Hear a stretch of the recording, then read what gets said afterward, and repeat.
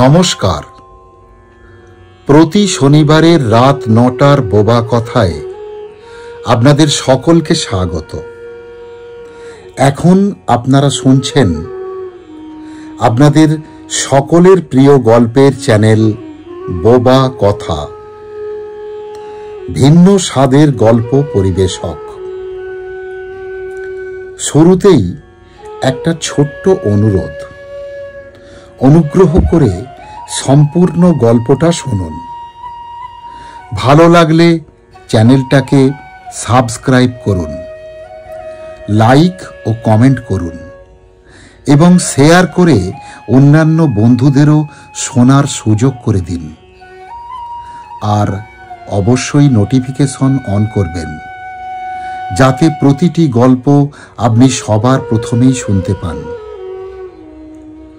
আপনাদের আশীর্বাদ ও ভালোবাসাকে পাথেয় করে উপস্থাপনা করা হচ্ছে এই সপ্তাহের ভিন্ন স্বাদের আরেকটি নতুন গল্প। শুনছেন বোবা কথার 14তম নিবেদন, শবদাহ। রচনা অঙ্কনজ্যোতি চক্রবর্তী, একক কণ্ঠে উজ্জ্বল চক্রবর্তী।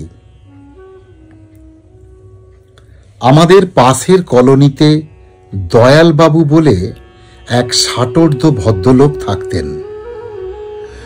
লোকটা এমনিতে ভালো, কিন্তু তার ছিল যেমন সন্দেহবাতিক তেমনি মৃত্যু ভয়। নাম দয়াল হলে কি হবে, তিনি ছিলেন হাড় কৃপণ। এই কারণে এলাকার ছেলে ছোকরার দল সুযোগ পেলেই তার পেছনে লাগত। তার বউ তাকে বিষ খাইয়ে মেরে দিতে পারে এই সন্দেহে বাড়িতে তিনি কিছুই খেতেন না। বাসস্ট্যান্ডে বিশুর চা দোকানে চা পাউরুটি খেয়েই দিন কাটাতেন। এইভাবেই বেঁচেছিলেন প্রায় বছর 5। প্রায় সকালের দিকে ওইখানেই দেখা হতো আমার সঙ্গে। সেদিন সন্ধ্যায় ননীবাবু মারা গেছেন। যথারীতি দাহ করে ফিরতে অনেক রাত হয়ে গেছে। পরদিন সকালে বাজার যাওয়ার পথে দয়ালবাবুর সাথে দেখা হতেই তিনি আমাকে জিজ্ঞাসা করলেন,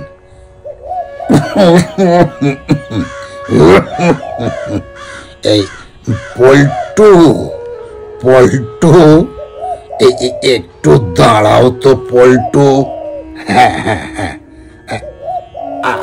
আচ্ছা আচ্ছা পল্টু, এই ননীকে তো কাল পোড়ালে, আজকাল দাহ করতে কেমন খরচ লাগে?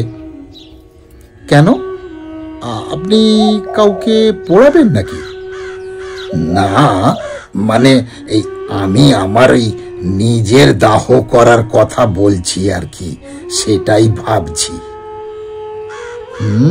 তা সব মিলিয়ে ধরুন এই 1010 টাকা তো লাগবেই, তারপরে আরো অনেক খরচা আছে। টাকার অঙ্কটা শুনে দয়ালবাবু আঁতকে ওঠে, জোরে বিষম খায়, তারপর হাঁপানির টান সামলে বলেন,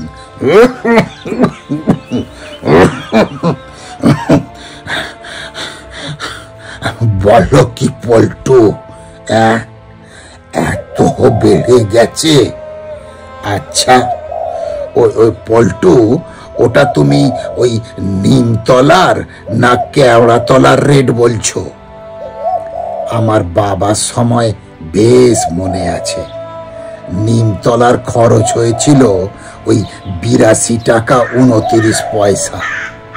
আচ্ছা আমি যখন মরব তখন কত লাগবে কে জানে।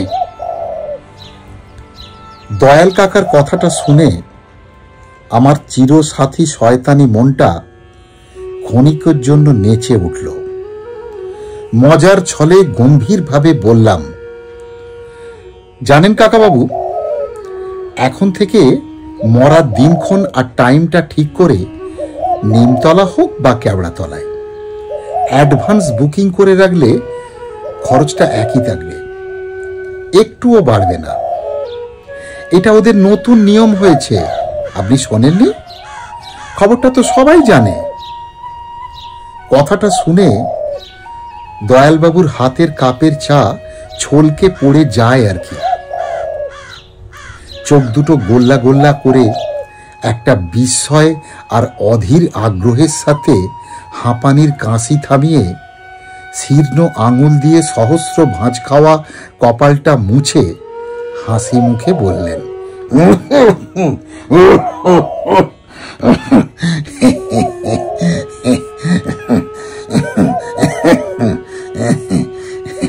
তুমি তুমি মাইরি বলছো পল্টু? বাড়বে না, একটুও বাড়বে না। আমি আমি তাহলে আজই একবার ওই নিমতলায় যাব, কি বলো? অ্যাডভান্স বুকিং করে আসবো আমার জন্যে। এই ঘটনার পর দিন দুয়েক কেটে গেছে, আর চা দোকানের মুখো হয়নি। পালিয়ে পালিয়ে বেড়াচ্ছি, কিন্তু ছোট্ট এলাকা, কতইবার গা ঢাকা দিয়ে থাকা যায়। অবশেষে একদিন সকালে দেখা হয়েই গেল দয়ালবাবুর সাথে।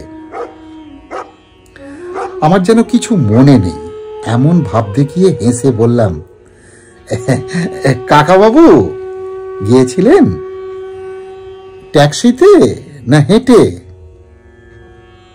দয়ালবাবু রাগে উত্তেজনায় থরথর করে কাঁপতে কাঁপতে আমার পা থেকে মাথা পর্যন্ত নিরীক্ষণ করে দেখার পর বললেন,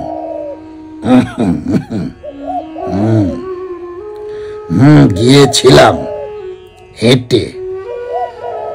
তা কোথায় গিয়েছিলেন? নিমতলায়, শুনতে পাচ্ছ? নিমতলায়।